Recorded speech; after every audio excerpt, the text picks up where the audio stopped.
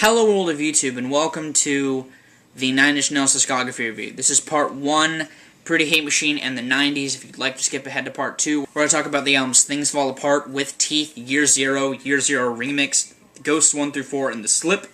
Click the Door Fedora. It takes you to magical places. You can go, to Mars with the Door Fedora. But for now, that'll take you to part 2. If you've never listened to 9 Inch Nails, I'm heartbroken. I'm very sad. I would listen to 9 Inch Nails, but the fact that you don't listen to 9 Inch Nails, it makes me sad. It is the project that Trent Reznor, the infamous now Trent Reznor, started, and it's just this rotating set of musicians that Trent uses live while he composes these very interesting, dark, industrial, gritty, personal sets of music.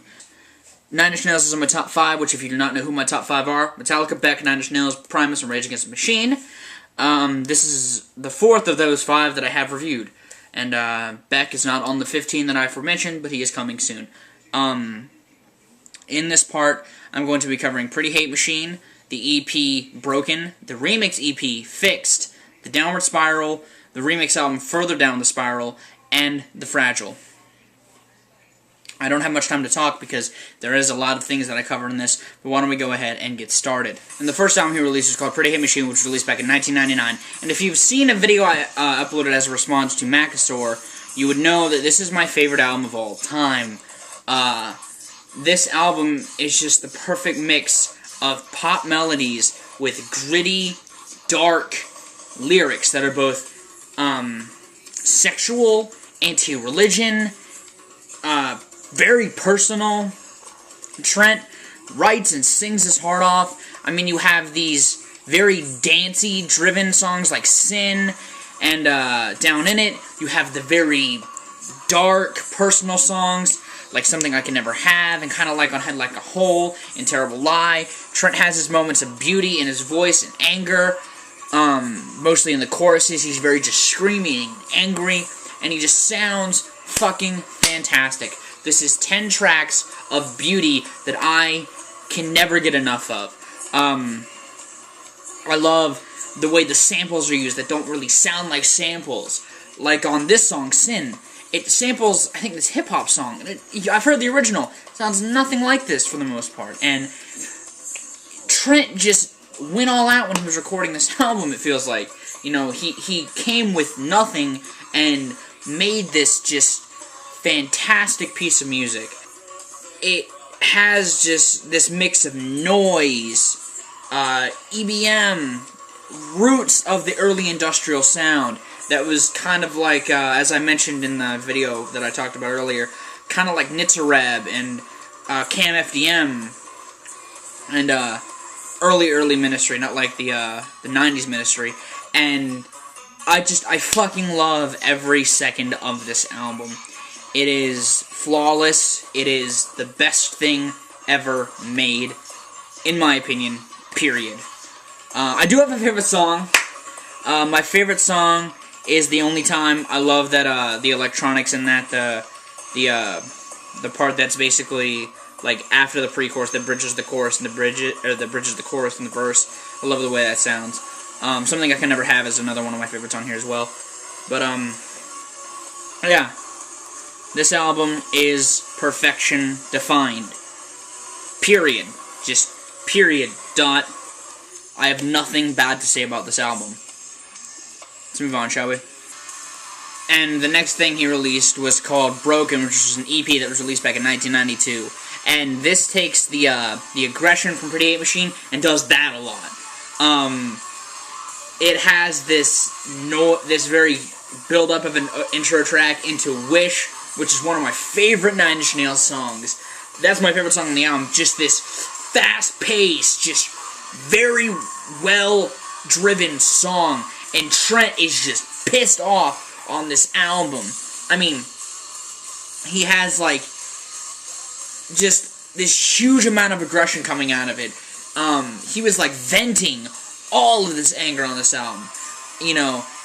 Happiness and Slavery, I mean, he's like crackling his voice so much, you could feel this aggression in his voice, and it's fantastic.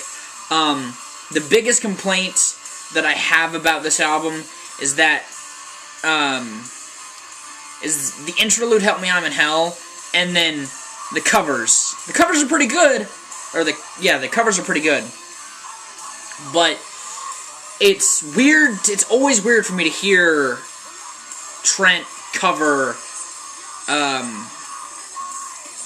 music, because I was so used to him, like, I was, as a kid, I had Pretty Hate Machine, or growing up, I had Pretty Hate Machine, and the Downward Spiral, and then With Teeth eventually. Like, I didn't have some of this stuff, so it was weird hearing the covers, and it's not bad, but it's just weird. It's like, twerks my mind a little bit. You have just this collage of noise that really reflects the change in industrial music, and bridges him from the EBM-rooted stuff to just straight-up edgy industrial, like, Psalm 69 by Ministry. I'm going to be referencing other industrial acts a lot in this, but, like, those early industrial albums, this definitely roots itself to that style that was coming out. I love this, for the most part, aside from what I had mentioned. The playing is solid. Trent fucking kills. He doesn't shred, but he lets those chords ring out, and it sounds fantastic. My favorite song on the EP, as I said, is Wish. Let's talk some remixes, shall we? And the next thing released was a remix album called Fixed, which was released in 1992 as well. And this is the remix of the Broken EP, and get it? Broken, Fixed, ha ha ha. If you were listening to this back in the day on a that you knew was a junked up CD player, you might think something was wrong with your CD player, because there's a lot of repetition, there's a lot of looped notes. They focus on the most minute details of the songs off of this album. Most of them are really strung out, very dance-rooted remixes. Like, it takes a lot of the aggression out of this album and kind of roots it back to that Pretty Hate style. My least favorite track on here is the Throw This Away remix, because it feels like this big interlude until like the last minute or so, when it becomes the actual song, it feels like.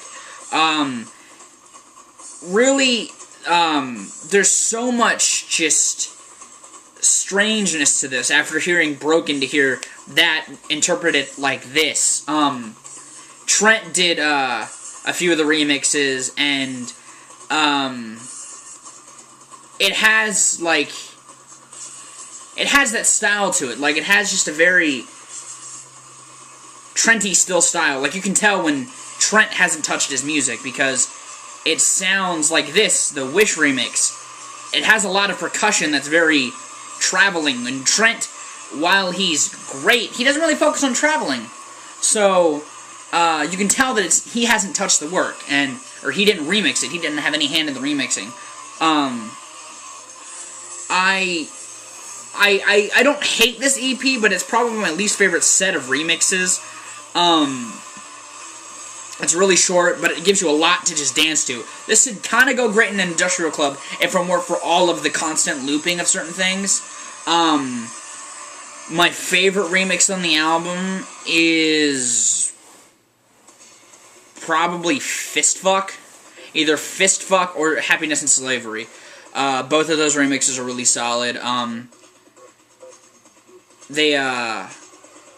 If you want to hear, like, Trent dancey again, like, after hearing Broken, I'd get this. It's really interesting. I was talking to, Calum Stars, and he was saying he didn't like it, and I can see why someone might not like it, if you like Broken a lot, because it goes back to that style, but, I dig it because I love the dance style I love EBM, so, yeah. Let's get to the album that everyone loves, shall we? Now, the next album he released was called The Downward Spiral, which was released back in 1994, and this is universally regarded as Trent's best work, and for great reason. It's not my favorite album, but it does have my favorite Nine Inch Nails song, which some might see as weird. March of the Pigs is my favorite Nine Inch Nails song, because I love the fact that it has that boom of aggression, then that boom of calm, and then that kick back into the aggression. It's a great short song on this masterpiece of an album. it's has a concept about a man who is dwindling down emotionally, mentally, into this downward spiral. You can feel many sides of Trent on this album. You have the very just angry depressed, like Mr. Self-Destruct, and on Eraser, the soft, sensual Trent with Closer, and you have the just straight up wanna fuck shit with Big Man with a Gun. You have this very personal side with tracks like A Warm Place and Hurt, and it took me a long time to really love Trent's instrumentals because I love Trent's voice so much. Like, I didn't like A Warm Place at first. I didn't like really any of his instrumentals, but A Warm Place really, after listening to the album as a whole for the longest time, it's really grown on me as a track, and it's still one of my least favorite tracks because I love Trent's voice so much. You get so many emotions from Trent vocally that it's hard to not love his voice, but I've grown to love it more and more as I've listened to this album.